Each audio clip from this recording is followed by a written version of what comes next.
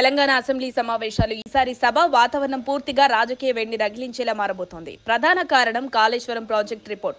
దీని చుట్టూ ఇప్పటికే నెలలుగా జరుగుతున్న వాదోపవాదాలు ఇప్పుడు సభలో నేరుగా ఎదురెదురుగా నిలబెట్టబోతున్నాయి. 2023 అక్టోబర్లో మేడిగడ్డ కుంగిపోవడంతో మొదలైన కాళేశ్వరం వివాదం తాజాగా జస్టిస్ పీసీ ఘోష్ కమిషన్ 650 పేజీల నివేదికతో మరింత వేడెక్కింది. ఈ రిపోర్టులో కేసీఆర్ పాలనలో తీసుకున్న నిర్ణయాలే భారీ నష్టానికి కారణమయ్యాయని తేల్చడం కాంగ్రెస్ కు శక్తివంతమైన ఆయుధంగా మారింది. అసెంబ్లీలోనే బీఆర్ఎస్ అవినీతిని రుజువు చేస్తామని కాంగ్రెస్ స్పష్టం చేస్తోంది. రిపోర్టు వాస్తవాలు కాకుండా రాజకీయ కుట్రల ఫలితమని వాదిస్తోంది బీఆర్ఎస్. కేసీఆర్, హరీష్ రావు ఇద్దరూ హైకోర్టులో పిటిషన్లు వేసినా కోర్టు తుది విచారణ అసెంబ్లీ చర్చ తర్వాతే జరగాలని నిర్ణయించింది. దీంతో అసెంబ్లీనే అసలైన రణరంగం అవుతోంది.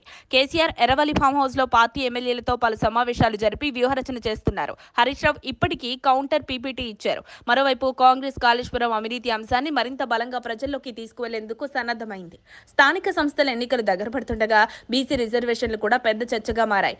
ప్రభుత్వం 42% రిజర్వేషన్తో ముందుకెళ్లే ఆలోచనలో ఉంది. బీఆర్ఎస్ మాత్రం కాంగ్రెస్ ఇప్పటికే బీసీలను మోసం చేసిందని విమర్శిస్తోంది. హైకోర్టు సెప్టెంబర్ 30 లోపు ఎన్నికలు నిర్వహించాలన్న ఆదేశం ఇవ్వడం ఈ అంశాన్ని మరింత సున్నితంగా మార్చింది. భారీ వర్షాలు, వరదలు, రైతులు నష్టాలు కూడా సభలో ప్రధానంగా చర్చించబడతాయి. వాతావరణ శాఖ ముందస్తు హెచ్చరికలు ఇచ్చినా కాంగ్రెస్ ప్రభుత్వం స్పందించలేదని బీఆర్ఎస్ విమర్శిస్తోంది. సీఎం రేవంత్ స్వయంగా ఏరియల్ సర్వే చేసినట్టు, కలెక్టర్లకు సూచనలు ఇచ్చినట్టు కాంగ్రెస్ చెప్తోంది. అదనంగా యూరియా కొరతపై రైతుల ఆందోళన నేపథ్యంలో ఈ సమస్య కూడా హాట్ డిబేట్ కానుంది. ప్రభుత్వం ఇప్పటికే కేంద్రం నుండి అదనపు యూరియా రాబడుతున్నట్లు వివరిస్తోంది. సెప్టెంబర్ 2న తుది ఓటర్ల జాబితా విడుదలకు షెడ్యూల్ ఖరారైంది.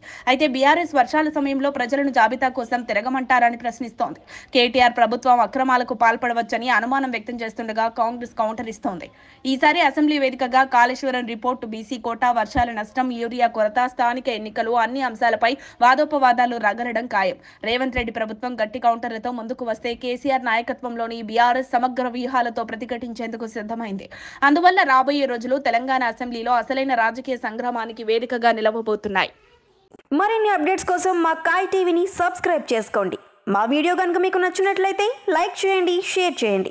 మీ విలువైన అభిప్రాయాలను కామెంట్ బాక్స్లో తెలియజేయండి.